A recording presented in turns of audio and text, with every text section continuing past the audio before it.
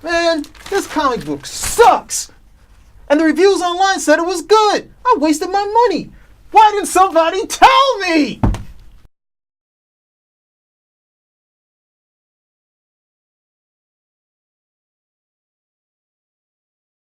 Hey everybody, we're back to review comic books. We've been away for a while, but this time we've actually not just done one, we got three again. We got three comic books for you, and the first one we're going to do an independent comic book. You're out there, you want your creators to go out there, find money outside of Marvel and DC, and Frank Cho, he's done it.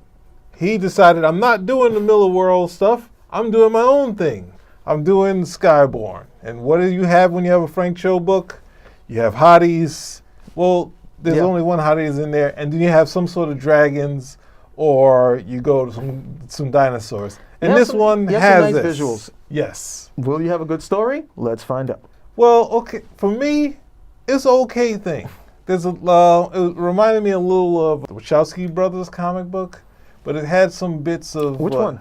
What's it called, man? Doc Frankenstein. Have you ever seen Doc Frankenstein? No, not by that. See, well, it's by Steve Scroce. It's a real, but it's having a character that's a historical character, but then having them go through history.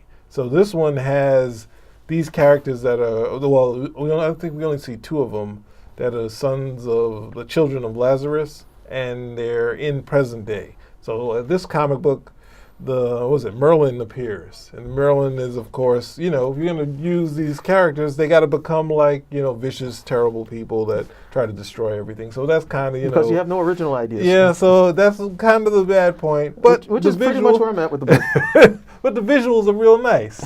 So, and it has a cool aspect of the fight between, Skybourne and, one of the Skybournes and Merlin that leads up to from the happened way in the past till now. So you get all these nice visuals, but it's only, it's 5 parts. This is the third, and this sort of feels like a half part because it has some interesting starts. The dragon, they got some cool dragon stuff, and then it's like a cliffhanger, but like a soft cliffhanger to what's going to happen next to find out what Merlin's doing. But art-wise, gorgeous stuff.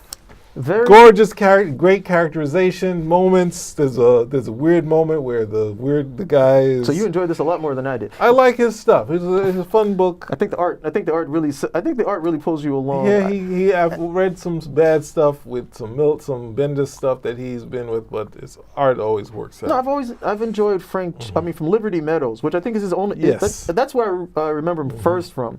And that's independent. I believe that was all his. Yes, yeah. And just to see how he drew, the lead for Liberty Meadows, like, wow, Yeah. And that's a different time, too, because before then, I think a lot of the ways that they drew women were kind of, it's amazing how when you get different guys drawing women, that, it can be such an appealing visual. Mm-hmm. And I look at some of the stuff they did in the 70s, definitely in the 60s, and said, what's the big difference?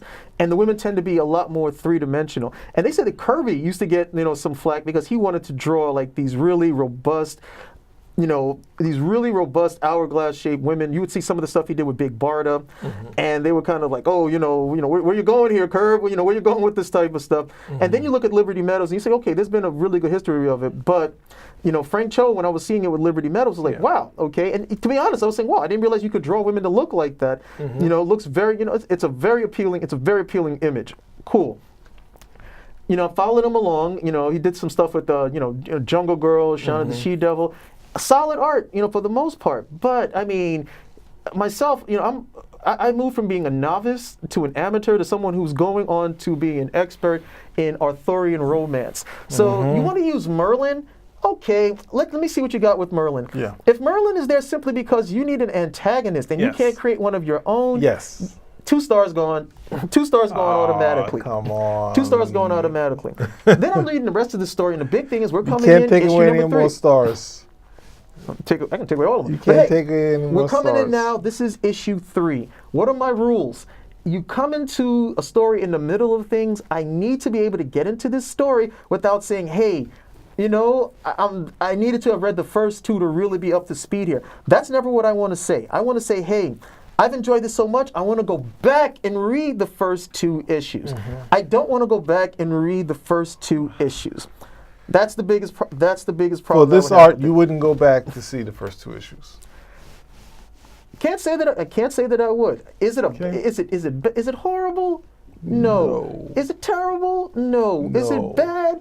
No. And a lot of that is because, look, Frank Cho did some art. I'm a big Superman fan. He did this art page where he has Batman beating the crap It's out just of that Superman. Satire about the stories that are done about that. He did this thing that I found totally offensive, but I still love the artwork. Yes. Okay, he still does. Look, he draws some wonderful visuals when it comes to women. He's definitely a top-notch artist. So you're going to have fun visually with just about anything that he does. So that, for me, okay, that'll get you a couple of stars. But, where's the story? Where's the story? Sorry. So he's giving it 2 stars, that's what you're saying? I'll do a PD and I'll do 2.5. I'll give you 2.5 so you can round up. I'm going 3 stars. I say I'm not necessarily disagreeing with the stuff you're saying. I would just say that in reading it, there is some gaps. They do a story so far in the inside cover, but it's just a fun romp of setting up what's going to happen next. I think they can condense it a little more, but as far as reading it, from beginning to end, it's just a fun thing and gorgeous art. So I was there, and it wasn't something I've read his Ultimates, and I was just like, well, he didn't write it, but I was just like, I don't know if I can do this because it's just too offensive to me, and every character's wrong. But this one is That's fun. how I feel when you bring Merlin into it, and you just don't have... Merlin as a villain is just so wimpy and weak for me at the end of the day, because Merlin's like... as a wizard, as a sorcerer, Merlin is top dog. We never know how powerful Merlin is. So you want to throw him into the mix. And you really need to have an approach for me that justifies you using him as a character, other than the fact that, okay, this is something I want to do. That totally... He's a bad guy. You want Merlin to be the bad guy? Merlin should win, okay? Because there's nothing Merlin can't do. End the story for that. If you want, and it's not like, hey, I need Merlin to be good and so on and so forth. But and there's a wide swath of Arthurian romance. I've read so much of it. Yeah. I'm coming into it now. I've seen Merlin used with Captain Britain. I've seen Merlin. There's like 4 different Merlins running around in the Marvel universe. You got this Merlin, that Merlin. Okay, what's your Merlin has to offer? He's the bad guy. 2 stars. Done. Well, I think the other thing is that have you seen is it Neverland, or what's that TV show with the guy from Punisher? With Thomas Jane? Thomas D'Onofrio? Or the Vincent D'Onofrio? No, I haven't seen this. They have a Wizard of Oz story where they're having a war versus magic and science. Magic wins. Well, no, Vincent D'Onofrio uses a gun on someone. We're gonna do science versus magic, and I was just like, I don't know how well that's gonna work. And that also played when I was reading it. I was reading it last night, and I was like, yeah, magic's going to just totally destroy science. Yeah, science, you're going to run out of power, you run out of bullets. Magic, you don't run out of, you don't run out of magic. You have to kill the magic user, but the magic user never runs out of magic. When you turn the gun into flowers, then what do? And then you turn that person into a frog or a pig. It's over. Like, the army guys can't, when their guns get changed and they get changed. Well, who used to do that pretty well? Have you ever read any of the Conan stories? Because it's always swords versus sorcery. Yeah. And what they would do is, like, the magic user himself the magic users could never stand up against Conan.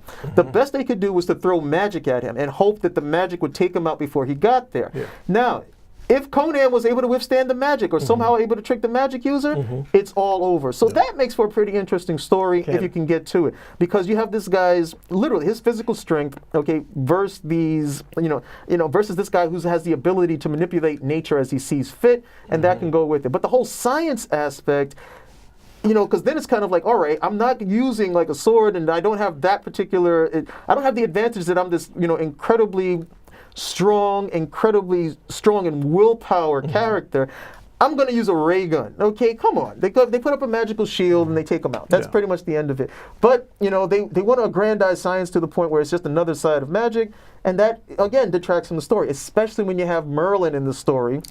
Oh, this Merlin is sticking point. So, don't use Merlin. Just, create your own wizard. He just doesn't like Merlin. So this may be a book Merlin. you can check it out. I don't love your Merlin. He doesn't like his Merlin, but, check it out. I say check it out. He says he's not coming back. Yeah, go ahead. Check it out. And when you don't like it, don't say I didn't tell you. All right, thank you, everyone. Thanks Spinnerack. You saved me money.